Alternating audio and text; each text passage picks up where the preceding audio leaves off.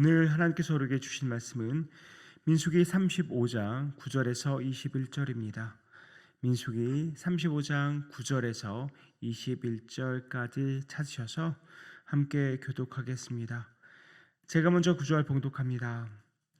여호와께서 또 모세에게 말씀하여 이르시되 이스라엘 자손에게 말하여 그들에게 이르라. 너희가 요단강을 건너 가나안 땅에 들어가거든 너희를 위하여 성읍을 도피성으로 정하여 부지 중에 살인한 자가 그리로 피하게 하라. 이는 너희가 복수할 자에게서 도피하는 성을 삼아 살인자가 회중 앞에 서서 판결을 받기까지 죽지 않게 하기 위함이니라.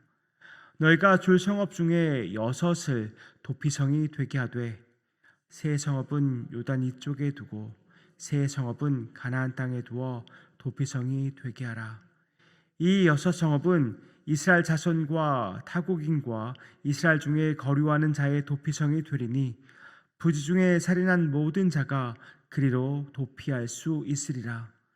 만일 철 연장으로 사람을 쳐 죽이면 그는 살인자니 그 살인자를 반드시 죽일 것이요 만일 사람을 죽일 만한 돌을 손에 들고 사람을 쳐 죽이면 이는 살인한 자니 그 살인자는 반드시 죽일 것이요 만일 사람을 죽일 만한 나무 연장을 손에 들고 사람을 쳐 죽이면 그는 살인한 자니 그 살인자는 반드시 죽일 것이니라. 피를 보복하는 자는 그 살인한 자를 자신이 죽일 것이니 그를 만나면 죽일 것이요 만일 미워하는 까닭에 밀쳐 죽이거나 기회를 엿보아 무엇을 던져 죽이거나 같이 읽습니다. 아기를 가지고 손으로 쳐 죽이면 그 친자는 반드시 죽일 것이니 이는 살인하였음이라. 피를 보복하는 자는 살인자를 만나면 죽일 것이니라. 아멘. 어제 본문에 의하면 레위인에게 줄 성읍이 총 48개인 것을 우리가 알 수 있습니다. 하나님 그 중에 6개를 도피성으로 정하도록 하셨습니다. 이 도피성의 용도가 무엇일까요? 오늘 11절 12절에 말씀합니다. 너희를 위하여 성읍을 도피성으로 정하여 부지 중에 살인한 자가 그리로 피하게 하라. 이는 너희가 복수할 자에게서 도피성을 삼아 살인자가 회중 앞에 서서 판결을 받기까지 죽지 않게 하기 위함이니라. 부지 중에, 다시 말해서 실수로 사람을 죽인 사람이 피할 수 있는 곳이 바로 도피성입니다. 사람을 죽였기 때문에 아무래도 그 살인자를 향한 복수자가 생길 수 있을 텐데요. 그런데 그 살인자가 고의로 살인을 했는지 아니면 정말 부지 중에 실수로 살인했는지 회중 앞에서 재판도 열리기 전에 보복자에 의해 죽임을 당한 것을 막기 위해서 이런 도피성을 만든 것입니다. 오늘 본문에는 설명이 생략되어 있지만 여호수아 20장을 보면 좀 더 자세한 절차에 대한 것이 나옵니다. 여호수아 20장 4절에서 6절입니다. 이 성읍들 중에 하나에 도피하는 자는 그 성읍에 들어가는 문 어귀에 서서 그 성읍의 장로들의 귀에 자신의 사건을 말할 것이요 그들은 그를 성읍에 받아들여 한 곳을 주어 자기들 중에 거주하게 하고 피의 보복자가 그의 뒤를 따라 온다 할지라도 그들은 그 살인자를 그의 손에 내주지 말지니 이는 본래 미워함이 없이 부지 중에 그의 이웃을 죽였음이라. 그 살인자는 회중 앞에 서서 재판을 받기까지 또는 그 당시 대제사장이 죽기까지 그 성읍에 거주하다가 그 후에 그 살인자는 그 성읍 곧 자기가 도망하여 나온 자기 성읍 자기 집으로 돌아갈지니라 하라 하시니라. 이렇게 여호수아서를 보면 좀 더 자세한 절차에 대한 설명이 나옵니다. 오늘 본문은 단순히 도피성을 6성읍을 지정하라고 하십니다. 요단 이쪽에 3개, 또 가나안 땅에 3개를 만들라고 하십니다. 그런데 여호수아 20장 7절과 8절을 보면 정확한 위치를 우리가 알 수 있는데요. 이에 그들이 납달리의 산지 갈릴리 게데스와 에브라임 산지의 세겜과 유다 산지의 기럇 아르바 곧 헤브론과 여리고 동쪽 요단 저쪽 르우벤 지파 중에서 평지 광야의 베셀과 갓 지파 중에서 길랏 라몬과 므낫세 지파 중에서 바산 골란을 구별하였으니, 이렇게 6군데의 도피성은 이스라엘 민족이 거주하는 전 지역을 커버하게 됩니다. 근데 오늘 성경은 이 도피성이 누구를 위한 것이라고 말씀합니까? 오늘 11절 본문을 보니까 너희를 위하여 성읍을 도피성으로 정하여라고 말합니다. 그러니까 이스라엘 민족 자신을 위한 것이죠. 더불어서 또 15절을 보니까 이스라엘 자손뿐만 아니라 타국인 또 거류자 모두 이곳 도피성을 이용할 수 있게 됩니다. 그러니까 이스라엘 백성과 함께하는 모든 사람이 이 도피성을 사용할 수 있는 것이죠. 그런데 오늘 본문 16절에 18절을 보니까 철 연장이나 또 사람을 죽일 만한 돌, 그리고 사람을 죽일 만한 나무 연장으로 사람을 쳐 죽이면 따질 것도 없이 그 사람은 분명한 살인 의도가 있었기 때문에 그 살인자는 반드시 사형에 처해야 된다고 말씀합니다.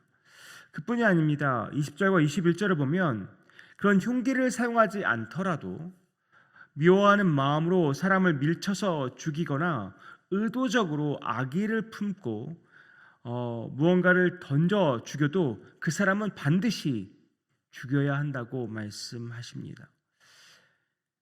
이렇게 확연하게 살인의 의도와 과정이 보이는 경우는 그것은 반드시 악한 의도를 가지고 살인을 저지른 것이기 때문에 그 살인자는 반드시 죽여야 합니다. 하지만 부지 중에 실수로 살인을 했을 경우에는 정확하게 상황 파악을 하고 나서 재판을 받을 때까지는 보복자로부터 그 보복을 보호해야 하는 것입니다. 그래서 도피성을 그런 보복자의 보복으로부터 보호할 수 있도록 지정해 놓은 것입니다. 다시 12절로 가서 너희를 위하여라는 말을 조금 다른 각도로 해석해 볼 수 있을 것 같습니다. 하나님을 위하여서가 아니라 너희를 위하여 도피성을 만들라고 하신 것입니다. 그러니까 이스라엘 백성들 자신을 위해서 만들라는 것이죠. 실수로 살인한 자를 보호하는 목적으로 그렇게 만든 것도 있겠지만 전혀 살인 의도가 없던 사람에게 잘못된 보복을 하는 것을 어떻게 보면 막으시려는 의도도 있었다고 생각합니다. 살인자를 보복해서 보호하는 것도 있지만 이 살인자가 전혀 그런 의도가 없이 살인을 저질렀는데 보복자는 사람을 죽였기 때문에 무조건 이 사람은 내가 그 보복해야 돼 라고 해서 어떻게 보면 실수로 살인을 저지른 사람을 죽이는 그런 보복의 행위들을 하나님은 그 보복자에게서도 막아주시려는 것입니다. 의도를 가지고 살인한 자는 반드시 율법에 따라서 벌과 심판을 받아야 하지만 전혀 그런 악한 의도가 없었고 그저 실수로 살인한 자에게는 긍휼을 베풀어야 함을 하나님께서 알려주시기를 원하셨던 것 같습니다. 결과만으로 보면 모두 사람을 죽인 것은 맞습니다. 하지만 그런 단순한 결과만을 보지 말고 의도와 과정을 파악해야 한다는 것입니다. 우리 역시 이렇게 행동할 때가 있지 않습니까? 단순히 결과 자체만을 보고 판단할 때가 많습니다. 그리고 그 결과의 내용으로 상대방을 정죄합니다. 어떤 의도였는지, 어떤 과정을 거쳐서 이런 일이 일어났는지 전혀 궁금하지도 않습니다. 그저 그 결과만을 보고 판단을 내리고 비판과 정죄를 하기 일쑤입니다. 부모로서 자식에게도 그럴 수 있습니다. 또 부부간에도 서로 그럴 수도 있고요. 또 교회 안에서도 성도 간에 그럴 때가 덜어 있는 것이 사실입니다. 왜 우리는 이렇게 성급하게 결론을 내리고 판단하고 정죄를 하는 것일까요? 아무래도 결과 자체가 주는 어떠한 불쾌감 그리고 분노 때문이 아닌가 싶습니다. 죄에 대한 분노 측면에서 생각하면 우리는 하나님의 심판을 받아 마땅한 자들입니다. 하지만 하나님은 죄로 인해 죽어 마땅한 우리를 대신해서 예수 그리스도를 십자가에서 죽게 하셨습니다. 죽을 죄를 지은 우리가 예수 안에서, 예수 그리스도 안에서 우리 죄를 용서받고 살게 되었습니다. 이런 측면에서 보면 예수 그리스도께서 우리의 도피성이 되신 것입니다. 예수의 도피성에서 우리는 목숨을 건졌는데 그저 우리에게 어떠한 실수나 잘못을 저지른 사람들에게 대해서 우리는 어떤 반응을 보이고 살아가고 있습니까? 우리는 죽을 만한 죄를 짓고 죽어 마땅한 자들이었는데 예수의 도피성에서 목숨을 건진 자들입니다. 그런데 그건 죽을 만한 일도 아니고 그저 실수와 잘못을 저지른 그 상대방을 향해서 우리는 어떻게 반응을 보이면서 살아가고 있습니까? 우리에게 실수하고 잘못한 그들을 향해서 말과 생각으로 정죄하며 또 말과 생각으로 그 사람을 죽이고 있지는 않습니까? 그래서 저는 이런 생각을 해봤습니다. 제가 전에 수요 예배 때도 이 신명기 말씀을 가지고 비슷한 말씀을 나누었었는데요. 다시 한번 우리 삶에 적용해 보았으면 좋겠습니다. 도피성은 실수로 살인한 자가 가는 곳이지만 우리에게 불쾌감이나 분노를 일으킨 그 사람을 우리 마음속 도피성에 잠시 피하게 하는 것이 좋지 않을까 싶습니다.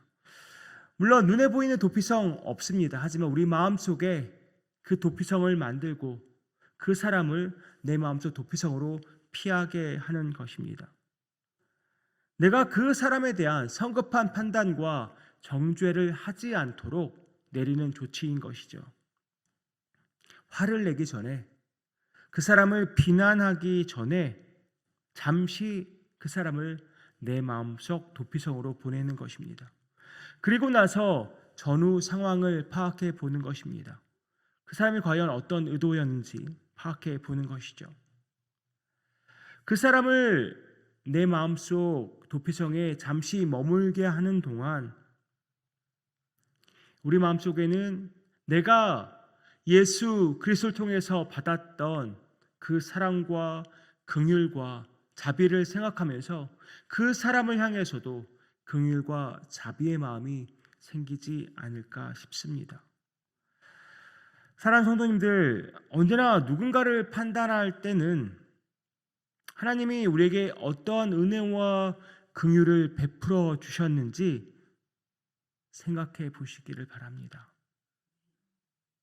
하나님이 우리에게 어떠한 은혜와 자비를 베풀어 주셨는지, 과연 나는 어떠한 사람이었는지, 지금도 나는 하나님께 어떤 사람인지 묵상해 보시기를 바랍니다. 그리고 그 사람을 우리 마음속 도피성에 보내는 것입니다. 나를 힘들게 하고 나에게 상처를 주고 나를 화나게 한 그 사람을 잠시 내 마음속 도피성에 보내는 것입니다. 그 사람을 내 마음속 도피성에 머물게 하는 동안 그 사람을 이해하기로 노력해보고 용납해 보기로 노력해보고 그렇게 품을 수 있는 여유를 가질 수 있도록 또 주님께 기도하면서 잠시 기다리는 우리가 될 수 있었으면 좋겠습니다. 물론 그것은 그 사람을 위한 일이기도 하지만 동시에 우리 자신을 위한 일이기도 합니다. 내가 그 사람을 정죄하지 않는 것, 그것은 그 사람에게도 좋은 일이지만 나 자신에게도 좋은 일이기 때문입니다. 이것을 통해서 우리는 우리에게 베푸신 하나님의 은혜, 그 조건 없는 사랑을 더욱더 깊이 깨닫게 될 것입니다. 우리가 그 사랑과 그 은혜를, 하나님의 그 놀라운 사랑을 깊이 깨달으면 깨달을수록 우리의 이웃도 사랑과 자비와 긍휼로 품고 이해하고 용납할 수 있게 될 줄 믿습니다. 여러분, 도피성을 한번 만들어 보십시오. 그리고 여러분이 지금 마음속에 떠오르는 그 사람을 도피성으로 보내보십시오. 그렇게 주님의 사랑과 은혜를 그 도피성에 그 사람을 보내고서 하나님께서 나에게 주신 그 은혜와 그 사랑을 묵상하면서 나도 그를 용납하고 용서하는 그런 여유, 그것을 통해서 누리게 되는 하나님의 놀라운 은혜를 풍성히 누릴 수 있는 저와 여러분 되기를 주님의 이름으로 축복합니다. 기도하겠습니다.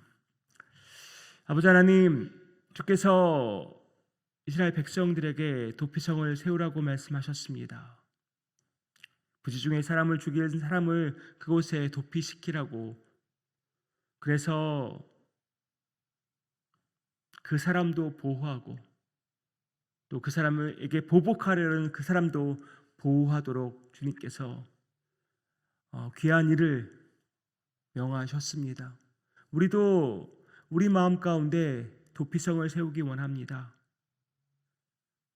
그래서 도피성 없이 사람들을 정죄하고 내 마음속으로 생각으로 그 사람을 보복하는 것이 아니라 하나님께서 우리에게 베푸신 그 사랑과 은혜를 생각하면서 그 사람에게 나도 동일하게 내게 베푸신 하나님의 은혜를 베풀고 사랑으로 품을 수 있는 우리 누장의 모든 성도들 되기 원합니다. 그런 가정, 교회, 모든 우리가 속한 모든 곳이 되기 원합니다. 주여 함께하여 주시옵소서. 이 모든 말씀 예수 그리스도의 이름으로 기도하옵나이다. 아멘.